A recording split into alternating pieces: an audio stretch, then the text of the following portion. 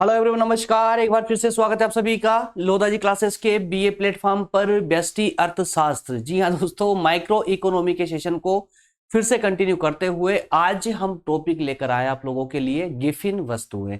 दोस्तों, क्या होती है गिफिन वस्तुएं, पूरे विस्तार से इसको समझने का प्रयास करेंगे। लगभग जो आपको पांचों पॉइंट दोस्तों मैंने यहाँ पर ये दिए हैं, इन सभी पर हम चर्चा करेंगे और पूरे एक व्यवहारिक रूप से समझने का प्रयास करेंगे कि एक्चुअल में ये गिफिन जो वस्तुएं हैं ये होती क्या है। उदाहरण के माध्यम से, एग्जाम्पल के माध्यम से इनको अच्छे से समझने का प्रयास करेंगे। तो दोस्तों, जैसा कि हम प्रति लेक्चर में करते हैं कि व्यवहारिक पक्ष में भी इसको पूरी तरह से समझते हुए चलेंगे और रियल लाइफ में हमारे आज के व्यवहार में हम किस प्रकार से इसका इस्तेमाल करते हैं, साथ ही साथ में हम इसको थ्योरेटिकल रूप से भी तैयार करेंगे, जिससे कि हमारे परीक्षा के दृष्टिकोण से डाटा तैयार होता चले। क्लियर है? चलिए दोस्तों, तो जहां जहां पर जिस एग्जाम्पल की आवश्यकता लगेगी एग्जाम्पल भी लेंगे, जहां पर इस प्रकार की किसी ग्राफ की आवश्यकता लगेगी ग्राफों का भी इस्तेमाल करेंगे। तो विभिन्न प्रकार से दोस्तों इसको पूरा व्यवहारिक बना करके इस टॉपिक को व्यवहारिक रूप से समझने का प्रयास करेंगे। ठीक है ना? चलिए शुरुआत करते हैं दोस्तों अपने सेशन की। और मैं आगे बढ़ूं उससे पहले आप लोगों को बता दूं दोस्तों, आप लोगों को बता दूं कि YouTube पर एक अन्य प्लेटफॉर्म और हमारे द्वारा ही रन हो रहा है, प्रज्ञान हिंदी के नाम से, जहां पर हमारे द्वारा ही पढ़ा जा रहा है। यहां पर सभी प्रतियोगी परीक्षाओं की तैयारी दोस्तों आपको निःशुल्क रूप से करवाई जा रही है। मतलब कि जितने भी प्रतियोगी परीक्षाओं के सब्जेक्ट है, सभी विषयों की तैयारी नोट्स के साथ में आपको फ्री ऑफ कॉस्ट वहां करवाई जाएगी। ठीक है ना? प्रज्ञान हिंदी। और एक बार इसको विजिट जरूर कीजिएगा अगर आप भी प्रतियोगी परीक्षाओं में रुचि रखते हैं तो। क्लियर है? चलिए, डिस्क्रिप्शन में लिंक है दोस्तों, वहां से आप इस लिंक को क्लिक करके और डायरेक्टली विजिट कर सकते हैं। और इसके अलावा एक बात और, व्यष्टि अर्थशास्त्र दोस्तों जरूर, बेसिकली हम इसे बीए फर्स्ट ईयर वाले सिलेबस के अंतर्गत पढ़ा रहे हैं। लेकिन अगर आपके सिलेबस में ये बीए सेकेंड या थर्ड ईयर में भी अगर आपकी यूनिवर्सिटी आपको पढ़वा रही है तो भी आप इसे अपने अध्ययन के अनुसार जो है कंटिन्यू कर सकते हैं। इसके अलावा एमए में भी आपको व्यष्टि अर्थशास्त्र पढ़ने को मिल सकती है, या प्रतियोगी परीक्षा वाले छात्र भी इस टॉपिक के माध्यम से, इस सीरीज के माध्यम से अपने टॉपिकों को व्यवहारिक रूप से क्लियर कर सकते हैं। सभी एग्जामों में बस इतना है कि आपके सिलेबस में व्यष्टि अर्थशास्त्र होनी चाहिए। और इसके अलावा जो टॉपिक, जिस टॉपिक पर हम बात कर रहे हैं गिफिन वस्तुओं पर आज, ये टॉपिक भी आपके सिलेबस में होना चाहिए। अगर सिलेबस में है तो बिल्कुल निसंकोच होकर के आप टॉपिक को फॉलो कर सकते हैं, क्लास को फॉलो कर सकते हैं। और उन विभिन्न अलग अलग यूनिवर्सिटी वाले स्टूडेंट्स को भी बोल दूं जो बीए फर्स्ट ईयर में है, उनके सिलेबस में व्यष्टि अर्थशास्त्र है, लेकिन तो यूनिट में दिए गए टॉपिक पूरी तरह से मैच नहीं हो रहे हैं, तो वो भी निश्चिंत रहे दोस्तों। टॉपिक ऊपर नीचे हो सकते हैं, लेकिन सभी टॉपिकों को हम जो है सीरीज के माध्यम से कवर जरूर करेंगे। क्लियर है? चलिए शुरुआत करते हैं दोस्तों। सेकेंड यूनिट का सेकेंड टॉपिक होने जा रहा है, आज सेकेंड क्लास ही है। गिफिन वस्तुओं पर चर्चा करेंगे। इस गिफिन वस्तुओं के आज के पूरे सेशन के अंदर हमें क्या क्या पढ़ना है, गिफिन वस्तुओं की व्याख्या देखेंगे। सबसे पहले व्यवहारिक रूप से गिफिन वस्तुओं को समझने का प्रयास करेंगे। इसके बाद गिफिन वस्तुओं की विशेषता, उसके बाद गिफिन वस्तुओं पर आय का क्या प्रभाव पड़ता है, मतलब आय प्रभाव की चर्चा यहां करेंगे। चित्र के माध्यम से गिफिन वस्तुओं को समझने का प्रयास करेंगे और गिफिन विरोधाभास क्या होता है उसको भी पूरे व्यवहारिक रूप से एकदम क्लियर वे में समझने का प्रयास करेंगे। निसंकोच होकर के सेशन को अटेंड कीजिए दोस्तों। पूरा व्यवहारिक रूप से पहले समझेंगे, उसके बाद ही मैं आपको इसका थ्योरेटिकल पार्ट दूंगा, जिससे कि आपके एग्जाम की तैयारी के लिए किस प्रकार से आपको डाटा अरेंज करना है, क्या लिखना है, कितना लिखना है, वो सारी चीजें दोस्तों मैं यहां पर स्लाइड के माध्यम से आपको प्रोवाइड करूंगा। ठीक है ना? चलिए डायरेक्टली शुरुआत करते हैं अपने सेशन की, डायरेक्टली शुरुआत करते हैं। चलिए इसको पूरा ओपन कर देते हैं। गिफिन वस्तुओं की व्याख्या, यहां से हमें शुरुआत करनी है। अब चूंकि आप सभी जानते हैं दोस्तों कि व्याख्या के अंतर्गत हमें क्या लिखना होता है, चूंकि अभी हम गिफिन वस्तुओं पर चर्चा कर रहे हैं, तो सबसे पहले तो हमें यह जान लेना चाहिए कि ये गिफिन वस्तु आखिर होती क्या है, ये गिफिन वस्तुएं आखिर क्या होती है, ये गिफिन शब्द नाम दिया किसने। तो दोस्तों रॉबर्ट गिफिन इनका पूरा नाम था, सर रॉबर्ट गिफिन। इन्होंने ही कुछ वस्तुओं को उनकी प्रकृति के आधार पर जो है गिफिन वस्तुओं नाम दिया। इसी कारण से इस विशेष प्रकार की वस्तुओं को हम गिफिन वस्तु के नाम से जानते हैं। अन्य शब्दों में इन गिफिन वस्तुओं को घटिया या निम्न कोटि की वस्तुओं के नाम से भी जाना जाता है। याद रखिएगा, गिफिन वस्तुओं को घटिया या निम्न कोटि की वस्तुओं के नाम से भी जाना जाता है। ठीक है ना, शब्दों पे मत जाइएगा दोस्तों, इसके भाव के अर्थ को समझने का प्रयास करना।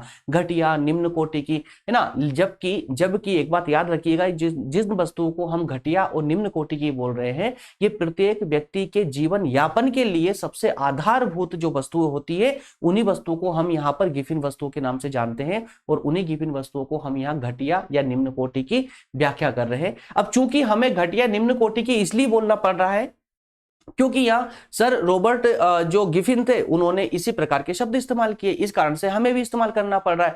लेकिन इसको व्यवहारिक रूप से इस प्रकार समझिए दोस्तों, गिफिन वस्तुएं वो वस्तुएं होती है, गिफिन वस्तुएं जो होती हैं वो वस्तुएं होती है जिनकी कीमत बढ़ने पर उनकी मांग भी बढ़ जाती है, और जिनकी कीमत घटने पर उनकी मांग भी घट जाती है। मतलब कि मांग के नियम के ठीक विपरीत इसमें हरकतें होती है। इसका जो कार्य होता है, इसमें जो प्रकृति होती है इन गिफिन वस्तुओं की, वो मांग के नियम के ठीक विपरीत होती है, उल्टी होती है। और व्यवहारिक रूप से इसे समझिए दोस्तों, अगर जैसे मान लेते हैं, फॉर एग्जाम्पल मान लेते हैं कि हमारे जो है रोजमर्रा की नहीं, बट कुछ ऐसी वस्तुएं हैं जिनका प्रयोग हम कभी कभार करते रहते हैं।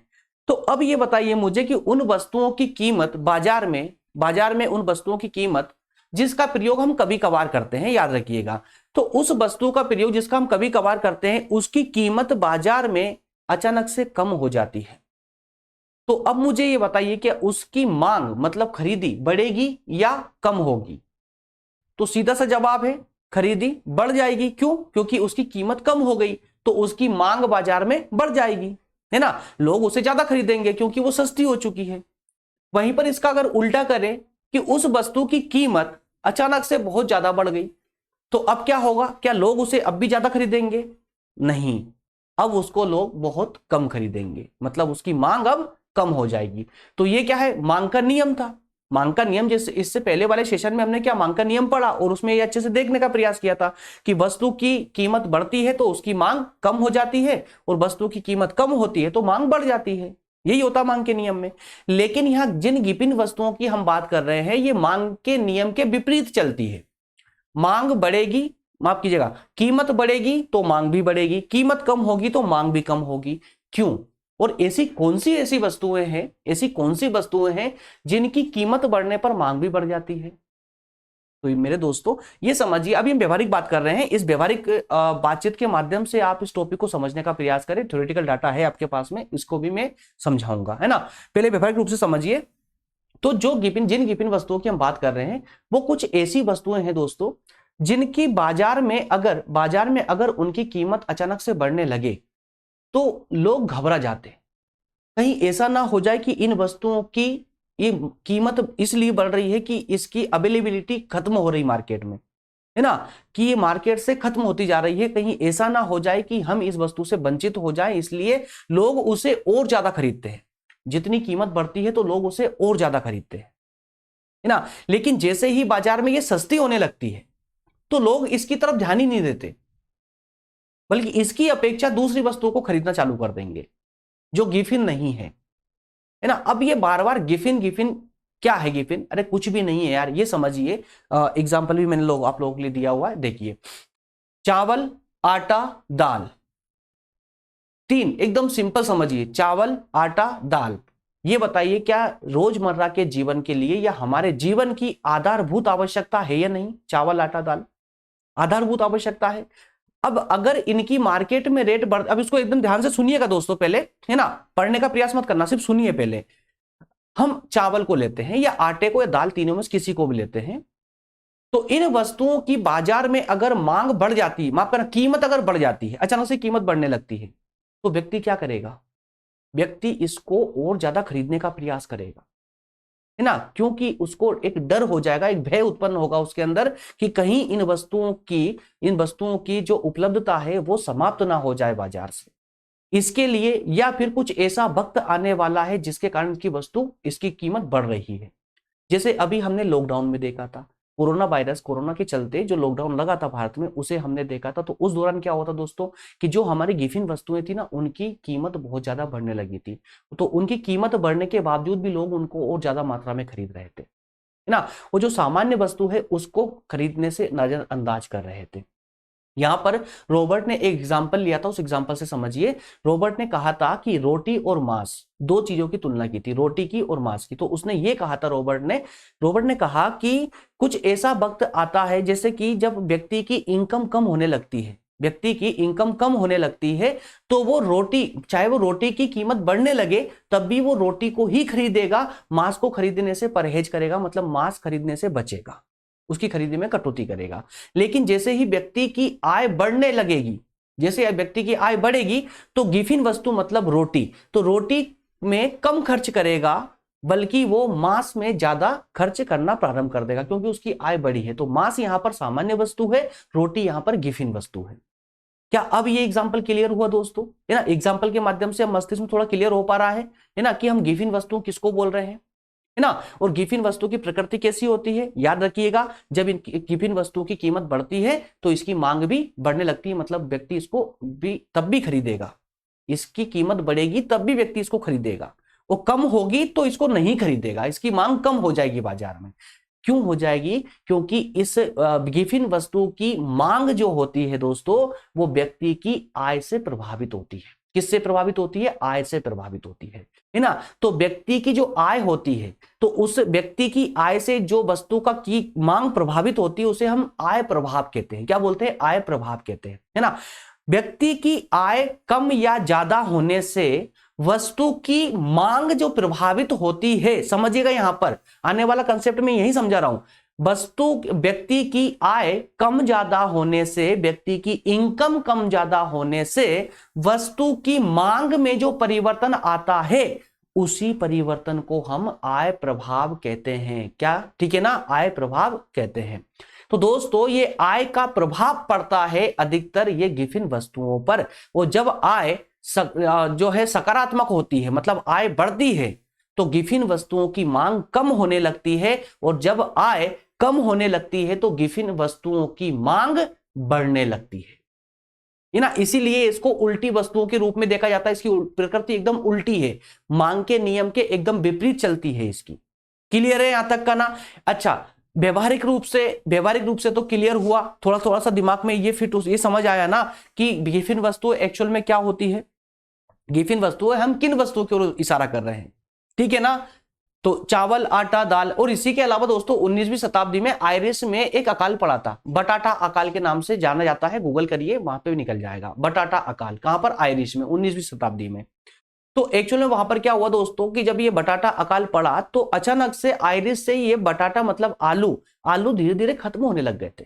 पूरे आयरिश से धीरे धीरे खत्म होने लग गए थे, अकाल पड़ गया था बटाटे का, ठीक है। तो इस परिस्थिति में आयरिश के लोगों ने इस आलू को इतना अधिक खरीदा कि वो अकाल, मतलब ये कि आयरिश से अचानक से जो आलू गायब हो रहे थे, तो वो किसी कारणवश थोड़ी बहुत मात्रा में गायब हो रहे थे। तो लोगों को ऐसा भय हुआ कि ये तो आलू गायब होता जा रहा है, जबकि उनके भोजन की सबसे महत्वपूर्ण वस्तु है आलू, है ना, आयरिश के लोगों की। तो उन्हें ऐसा भय हुआ, ऐसा डर हुआ उनके अंदर कि आलू गायब क्यों हो रहा है, आलू की उपलब्धता कम क्यों होती जा रही बाजारों में। तो उन्हें एक भय हुआ कि कहीं ऐसा ना हो कि आलू का अकाल पड़े, बटाटा अकाल। तो उन्होंने बटाटा अकाल नाम दिया, और इस अकाल का भय इतना भयानक फैला पूरे आयरिश में कि लोगों ने बहुत ज्यादा मात्रा में आलू को खरीदना प्रारंभ कर दिया। और अकाल उसकी कम खेती के कारण नहीं पड़ा था, बल्कि लोगों ने जब ज्यादा से ज्यादा मात्रा में खरीद कर अपने पास स्टॉक जमा करने लगे, उससे आयरिश में अकाल पड़ गया था। तो इस कारण से लोगों ने इतनी मात्रा में आलू खरीदा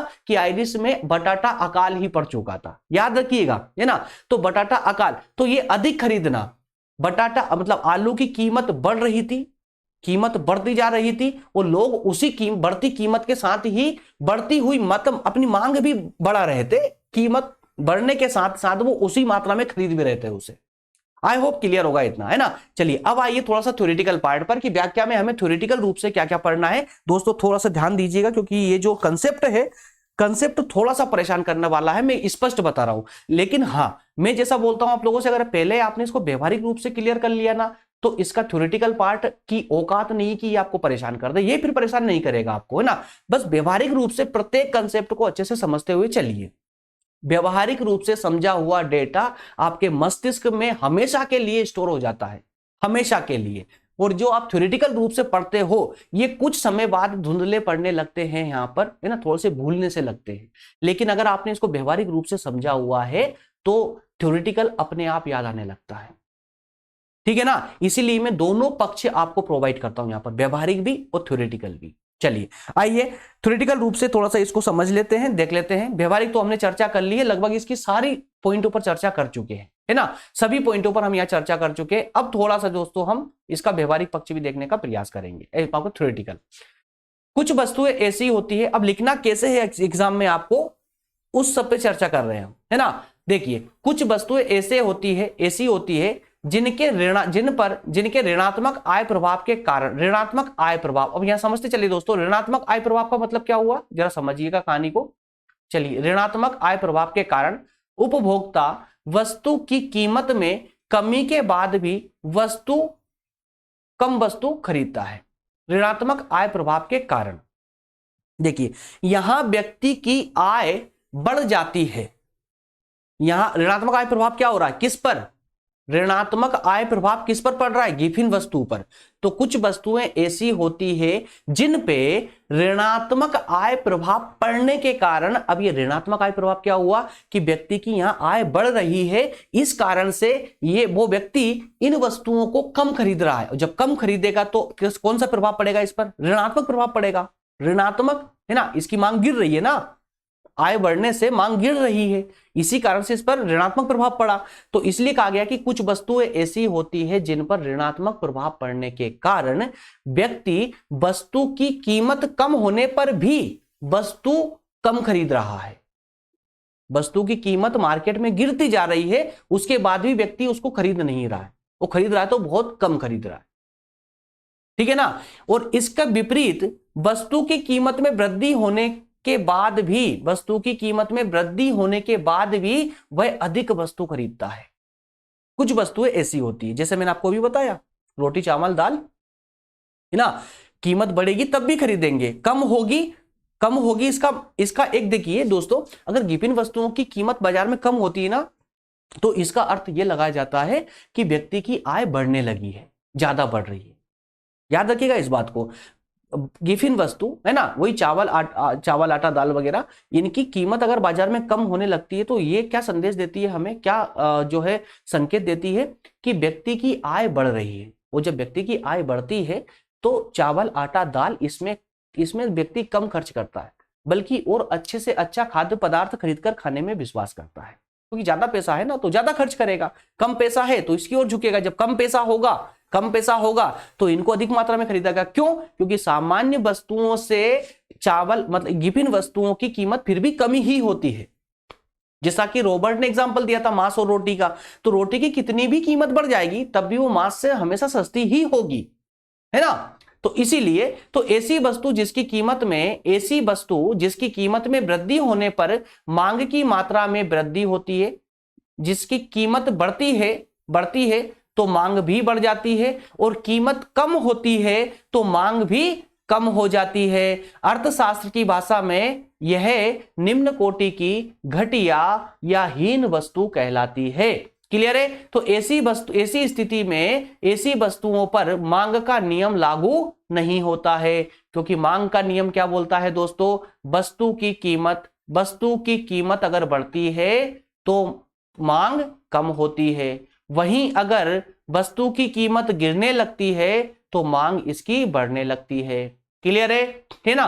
तो यह वह स्थिति है जिसमें उपभोक्ता निम्न कोटि की घटिया वस्तु पर अपनी आय का एक बड़ा हिस्सा खर्च करता है ना, क्योंकि उपभोक्ता जो है दोस्तों इन गिफिन वस्तुओं पर अपनी आय का बड़ा हिस्सा खर्च करता है, और एक सामान्य व्यक्ति वास्तविक रूप से यही करता है, क्योंकि जो सामान्य व्यक्ति 20 से 30 हजार रुपए पर मंथ कमाता है उसकी लगभग पूरी सैलरी, लगभग है ना, थोड़ा सा अगर हिस्सा छोड़ भी दिया जाए तो लगभग पूरी सैलरी अपने घर के किराने में खत्म हो जाती है, घर को पूरे मेंटेन करने में खत्म हो जाती है, ठीक है ना। तो इसीलिए कहा गया है कि व्यक्ति उपभोक्ता जो होता है वो गिफिन वस्तुओं पर अपने आय का एक बड़ा हिस्सा खर्च करता है। इन वस्तुओं का उल्लेख सबसे पहले सर रॉबर्ट गिफिन ने किया था, इसीलिए इन वस्तुओं को गिफिन नाम से जाना जाता है, गिफिन वस्तुओं के नाम से जाना जाता है। आई होप क्लियर होगा, है ना। ये व्याख्या वाला पक्ष पूरा क्लियर होना चाहिए दोस्तों। क्लियर है तो प्लीज यस कमेंट में यस जरूर लिखे, जिससे मुझे क्लियर हो जाए कि हाँ आप लोग क्लियरली समझ पा रहे हैं। क्योंकि इकोनॉमी वाले दोस्तों ये पार्ट थोड़े से टफ पड़ते हैं। मैं स्पष्ट बताता हूं कि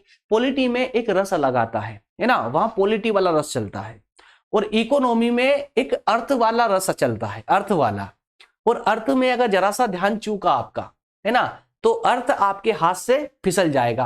और यही होता है इकोनॉमी वाले सेशन में भी, इकोनॉमी वाले सब्जेक्ट में भी। आपको पॉइंट टू पॉइंट चलना पड़ता है, एक एक बिंदु पर फोकस करना पड़ता है। अगर जरा सा भी ध्यान आपका माइंड स्लिप हुआ तो पूरा कंसेप्ट ही स्लिप हो जाता है। इसलिए कहते हैं इसमें कि इकोनॉमी वाला जो रस होता है ना, बहुत ही इंटरेस्टिंग होता है दोस्तों। एक बार इस रस को चख लीजिए और इंटरेस्ट लेना चालू कर दीजिए इसमें, और फिर देखिए आनंद इकोनॉमी पढ़ने का बहुत आनंद आने लगेगा, है ना। गिफिन वस्तुएं, जिन दोस्तों ने इससे पहले कभी नाम नहीं सुना होगा गिफिन वस्तुएं, उनको सोचकर स्टार्टिंग जब टॉपिक स्टार्ट हुआ तब लगा होगा कि यार कितना पता नहीं क्या होगा, टॉपिक कितना टफ होगा या क्या होगा, है ना। लेकिन हाँ, जिन्होंने सुन रखा था, जिन्होंने पढ़ रखा पहले से गिफिन वस्तुओं के बारे में और समझ रखा है, उनको यह प्रॉब्लम नहीं आएगी। बट जिन्होंने पहली बार लाइफ में पहली बार ही गिफिन नाम सुना होगा तो सोच में पड़ गए होंगे कि ये क्या टॉपिक है, इसमें क्या बात करेंगे आसर, है ना। तो अब लेकिन अब क्लियर हो चुका होगा कि यार ये इस प्रकार की भी कुछ वस्तुएं होती है। अब जब आप रोटी खाओगे ना तो आपको दिखेगा कि मैं गिफिन वस्तु खा रहा हूं है ना। लेकिन उसी की अपेक्षा जब आप, अगर अभी जैसे गर्मी है तो आइसक्रीम का ट्रेंड चल रहा है, कोल्ड ड्रिंक वगैरह का ट्रेंड चल रहा है, तो जब ये लेने जाओगे, अच्छा ये सामान्य वस्तु, ये गिफिन वस्तुओं में नहीं आती है ना, कोल्ड ड्रिंक गिफिन वस्तु में नहीं आएगी आपकी, आइसक्रीम गिफिन वस्तु में नहीं आएगी आपकी, जो आप पिज्जा बर्गर ऑर्डर करते हो आप, वो गिफिन वस्तु में नहीं आएगी, है ना। क्योंकि अगर आपकी आय ज्यादा है, आपकी आय अगर ज्यादा है तो आप रोटी की अपेक्षा पिज्जा बर्गर में ज्यादा खर्च करोगे, क्योंकि पिज्जा बर्गर सामान्य वस्तु है। और जैसे ही आय कम होने लगेगी तो आप पिज्जा बर्गर को खरीदना कम करके और अपनी जो आपकी गिफिन वस्तुएं हैं जैसे कि रोटी चावल, तो उस पर ज्यादा खर्च करोगे, है ना। यही होता है। चलिए आगे बढ़ते दोस्तों, यहां तक का क्लियर है तो, है ना। डाउट नहीं होना चाहिए यार, बस मेरे सेशन में ना बस डाउट नहीं होना चाहिए। या तो आप अटेंड कीजिए या फिर बंद करके चले जाइए, दो ही होना चाहिए। अगर आप अटेंड कर रहे हैं तो पूरा समझ आना बहुत ही ज्यादा कंपलसरी है। क्योंकि मैं आप लोगों के लिए इतनी, मुझे नहीं पता यार आप लोग पढ़ाई के लिए मेहनत कर पाते नहीं कर पाते हो, करते हो या नहीं करते हो, लेकिन दोस्तों मैं आपको पढ़ाने के लिए वाकई में बहुत मेहनत करता हूं। मुझे लगता है कि यार मैं क्या कर रहा हूं। कल पता है मेरे पास में एक ऐसी कमेंट आई थी, मैं आपको पढ़ के बता देता हूं। एक कमेंट आई थी, बहुत प्यारी कमेंट थी वो।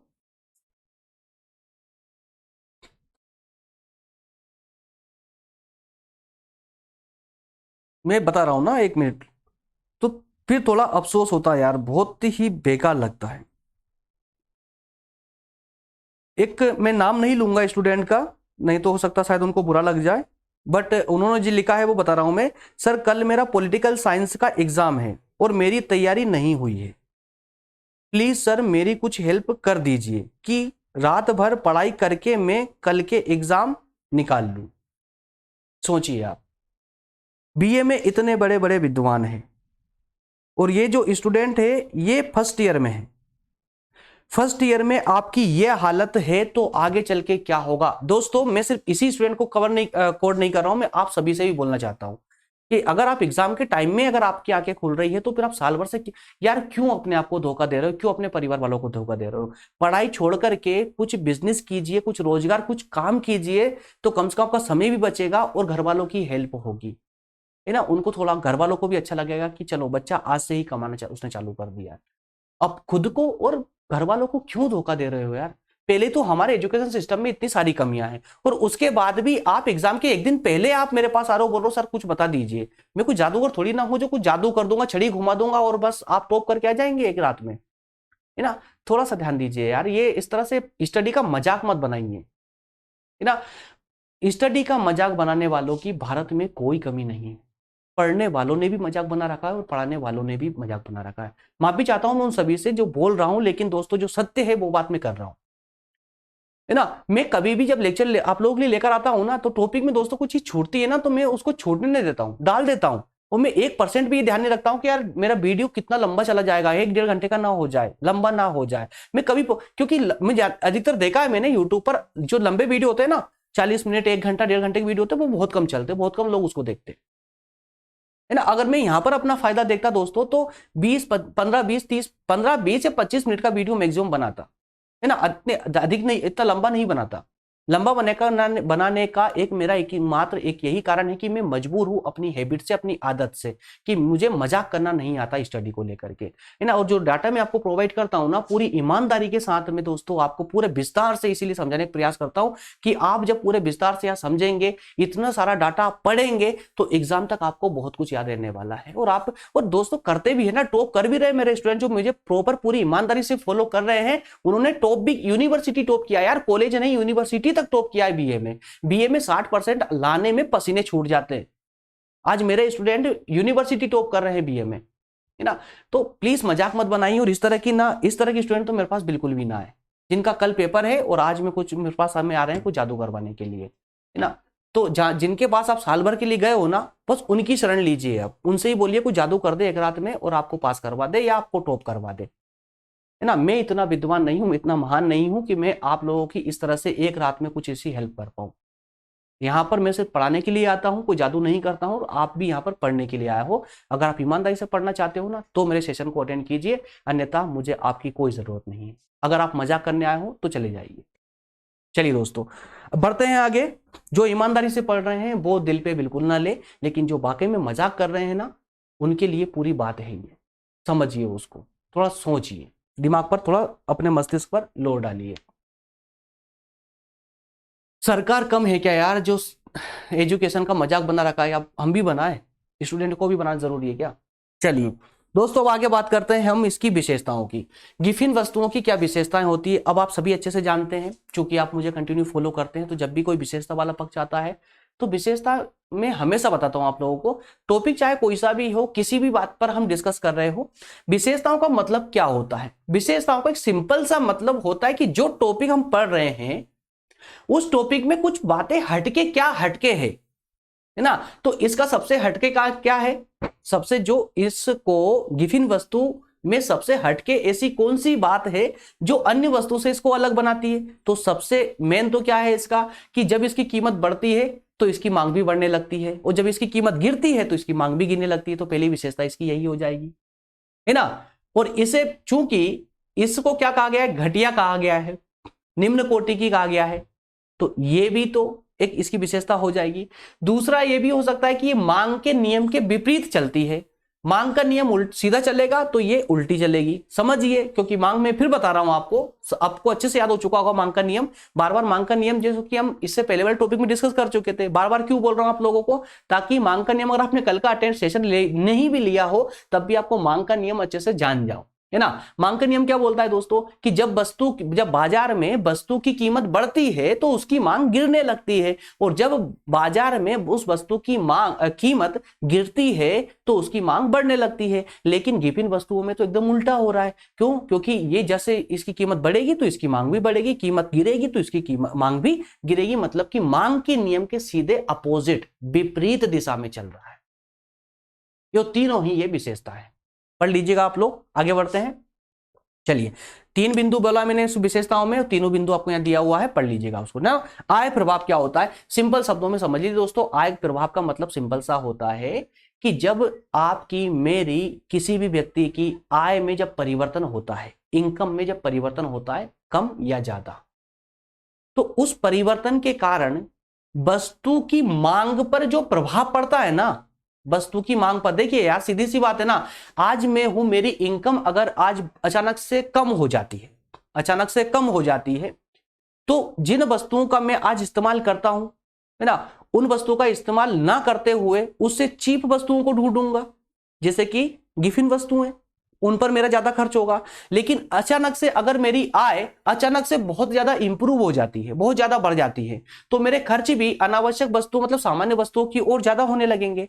तो इससे क्या हो रहा है, वस्तु की मांग प्रभावित हो रही है ना। मेरी आय बढ़ने या कम होने से वस्तु की कीमत, वस्तु की मांग जो है प्रभावित हो रही है।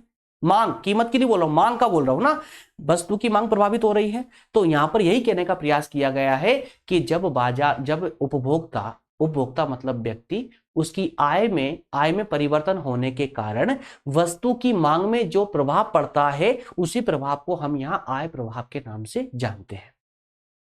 ठीक है।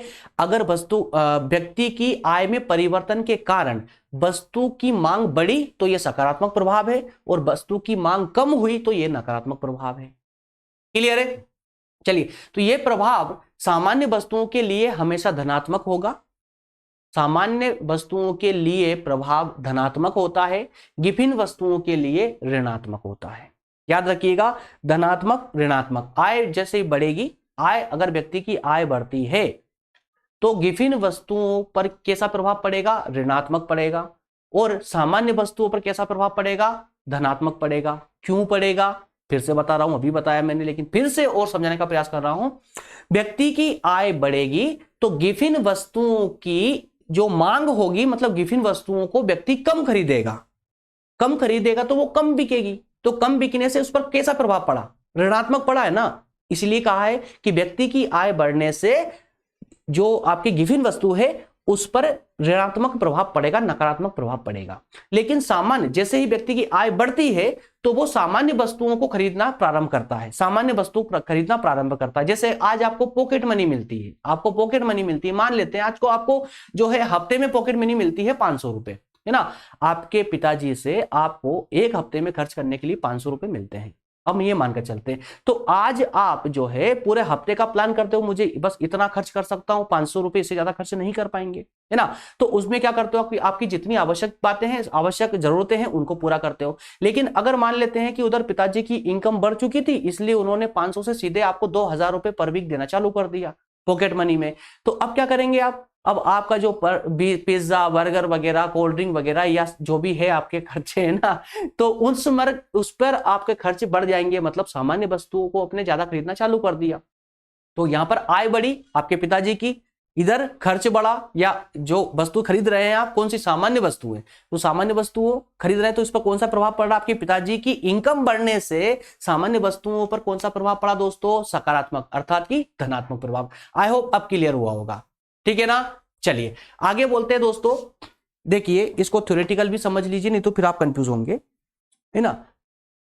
थ्योरेटिकल रूप से भी इसको समझते हुए चलिए। प्रभाव मैंने आपको व्यवहारिक रूप से समझा दिया है, अब इसको थ्योरेटिकल समझिए। उपभोक्ता की आय में परिवर्तन से, उपभोक्ता की आय में, उपभोक्ता मतलब व्यक्ति है ना, याद रखिएगा। उपभोक्ता की आय में परिवर्तन से वस्तुओं के उपयोग पर या उपभोग पर जो प्रभाव पड़ता है उसे आय प्रभाव कहते हैं। यह प्रभाव सामान्य वस्तुओं के लिए धनात्मक होता है और विभिन्न वस्तुओं के लिए ऋणात्मक होता है। अतः जब उपभोक्ता की आय बढ़ती है तो उपभोक्ता इन विभिन्न वस्तुओं का उपयोग कम कर देता है और सामान्य अर्थात कि महंगी वस्तुओं का उपयोग बढ़ा देता है, भले ही इन वस्तुओं के मूल्य में कमी ना हो। पिज्जा बर्गर में भले ही कमी ना हुई हो, तब भी इनकी जो मांग है, जो खरीदी है, वो बढ़ जाएगी। तो व्यक्ति की आय बढ़ने पर, ये मिसप्रिंट है ना, याद रखिएगा, व्यक्ति की आय बढ़ने पर निम्न कोटि की वस्तुओं के स्थान पर श्रेष्ठ वस्तुओं का उपयोग होने लगता है। आई होप कोई डाउट नहीं होगा यहां तक का, है ना। सेशन दोस्तों लंबा चल रहा है, थोड़ा सा है ना मेंटेन कीजिएगा, लेकिन हाँ जल्दी समाप्त हो जाएगा। 2 पॉइंट मात्र बचे हुए हैं, ठीक है ना। चलिए अब दोस्तों थोड़ा सा इस मैप के चित्र के माध्यम से थोड़ा सा इसके माध्यम से समझ लेते हैं कि चित्र थोड़ा सा मेरे पीछे आएगा, लेकिन मैं साइड में हटके आपको समझा दूंगा, डोंट वरी, है ना। पहले जो मैं आपको बता रहा हूँ, समझा रहा हूँ। वैसे देखिए, अब इसके माध्यम से समझना कोई बड़ी बात नहीं, क्योंकि मैं आपको इसमें यहाँ पर डिस्क्रिप्शन भी मैंने आप लोगों को दे दी है, डिस्क्रिप्शन भी मैं आपको दे चुका हूं। इसको पढ़ते ही आपको ये पूरा ग्राफ समझ आने लगेगा, पूरा समझ आने लगेगा, कोई डाउट नहीं आएगा इसमें, है ना। चलिए दोस्तों, यहां पर चित्र में देखिए, पढ़ लीजिए एक बार इसको, तो इसमें आपका डाउट और पूरा क्लियर हो जाएगा। ग्राफ को मैं यहां से हट के समझा दूंगा आपको, डोंट वरी, डिस्प्ले से गायब होकर के फिर मैं आपको ग्राफ समझाऊंगा, पूरा क्लियर हो जाएगा, है ना। देखिए चित्र में क्या क्या दिया गया है वो तो पहले समझ लीजिए। कलर चेंज करना पड़ेगा, ओके। येलो ले लिया यार, येलो में तो प्रिंट है, ओके ये चलेगा। हाँ, चित्र में आय के दोनों प्रभाव स्पष्ट किए गए हैं, दोनों प्रभाव है ना, जो अभी हमने सकारात्मक, धनात्मक और ऋणात्मक दोनों प्रभाव की बात की थी, दोनों को स्पष्ट किया गया है, धनात्मक आय प्रभाव और ऋणात्मक आय प्रभाव। चलिए यार, मैं थोड़ा सा डिस्प्ले से हट रहा हूं दोस्तों, हटके, और आपको ये पूरे ये जो स्लाइड है इसे में हम कंप्लीट कर देते हैं, जिससे कि डेटा भी आपके सामने आने लगे।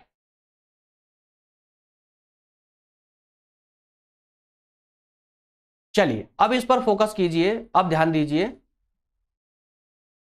दोस्तों। चित्र में देखिए, यहां पर पहले आप इस चित्र को देखिए, इस मैप को देखिए, ग्राफ को देखिए।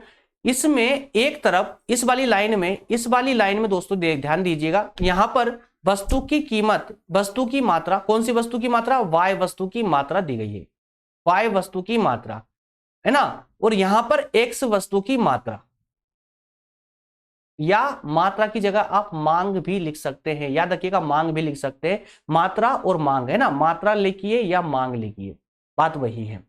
तो यहां पर दोस्तों हमने वाय वस्तु को क्या कहा, गिफिन वस्तुएं माना है, गिफिन वस्तुएं माना है, किसको, वाय वस्तुओं को। और यहां एक्स वस्तुओं को हमने श्रेष्ठ वस्तुएं माना है, कौन सी, श्रेष्ठ, श्रेष्ठ वस्तु मतलब सामान्य वस्तुएं, सामान्य वस्तुएं माना है।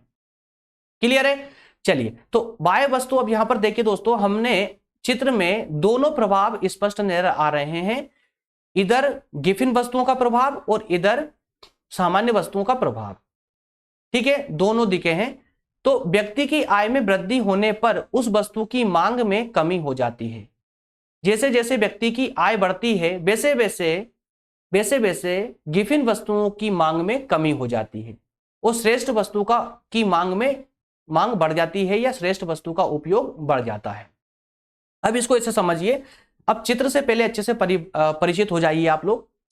इस लाइन में, इस वाली लाइन में गिफिन वस्तुओं की मांग दी गई है और इस वाली लाइन में सामान्य वस्तुओं की मांग दी गई है, ठीक है ना। और जो बीच में आपको ये लाइनें नजर आ रही है, ये वाली लाइनें, ये लाइनें हैं दोस्तों आय बढ़ने की, आय बढ़ने की, याद रखिएगा आय बढ़ने की, जो इसमें उपभोक्ता की आय बढ़ रही है।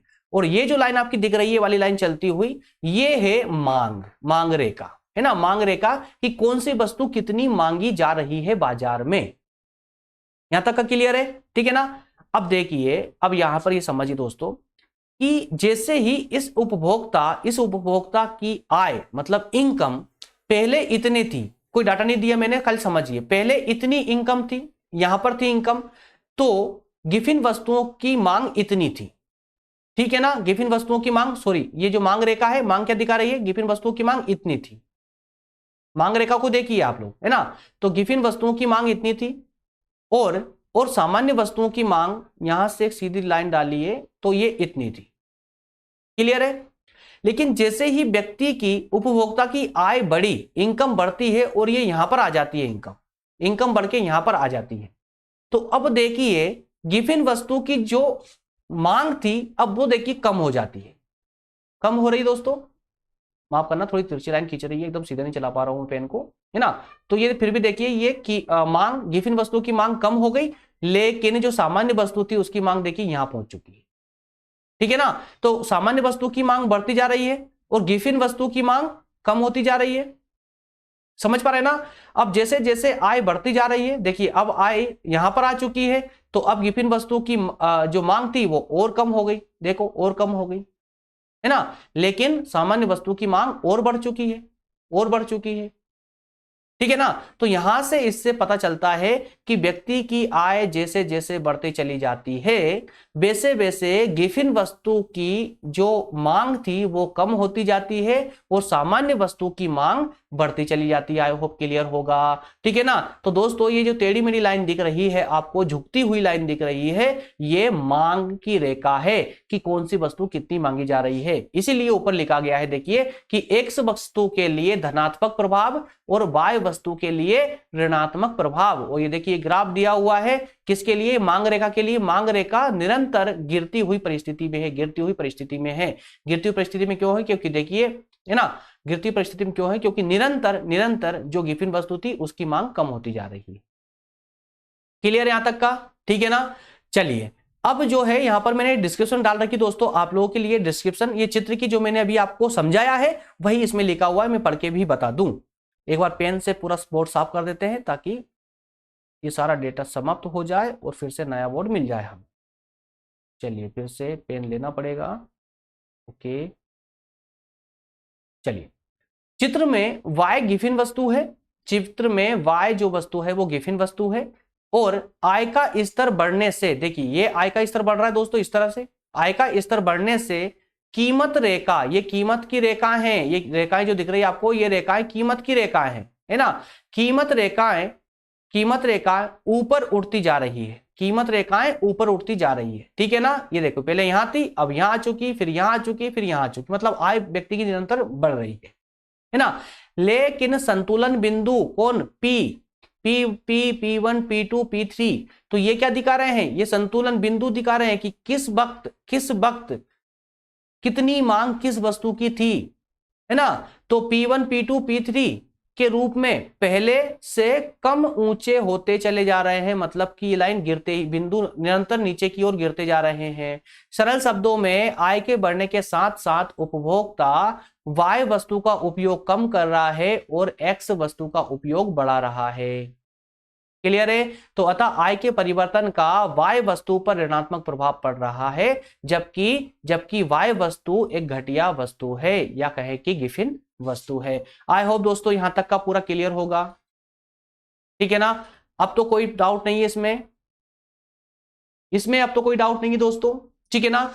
चलिए इसके बाद में एक लास्ट पॉइंट हमारा बच जाता है जिसमें हमें बात करना है गिफिन विरोधाभास। गिफिन विरोधाभास क्या होता है, बहुत से स्टूडेंट बहुत भयानक रूप से इसमें कंफ्यूज रहते हैं। कुछ भी नहीं होता है यार, कुछ भी तो नहीं होता है, जितना अभी तक पढ़ते आ रहे हैं ना वो गिफिन विरोधाभास ही तो पढ़ रहे हैं हम लोग। क्या कहा था भाई, कीमत कम हो रही है फिर भी वस्तु ज्यादा नहीं बिक रही, मतलब समझिए वस्तु की कीमत कम होने के बाद भी उसकी मांग नहीं बढ़ती, बल्कि मांग भी और कम हो जाती है ना। जबकि उस वस्तु की कीमत बढ़ने पर उसकी मांग भी बढ़ जाती है। तो ये जो विपरीत विरोधाभास दिख रहा है ना, यही गिफिन विरोधाभास है। गिफिन वस्तु की जो प्रकृति है वो प्रकृति ही गिफिन विरोधाभास है और कुछ भी नहीं है। बस इतनी सी बात है बस गिफिन विरोधाभास में। अब आप बोलेंगे व्यवहारिक रूप से अगर मैं समझाता आप लोगों को, ब्लैक बोर्ड पर समझाता, तो आप बोलते सर आपने तो बस 2 लाइन बोलकर समाप्त कर दिया, अब एग्जाम में लिखेंगे क्या, लिखेंगे कैसे। तो भाई लोगों ये है ना आपके लिए, लिखिए कितना डाटा लिखोगे, बहुत सारा डाटा है।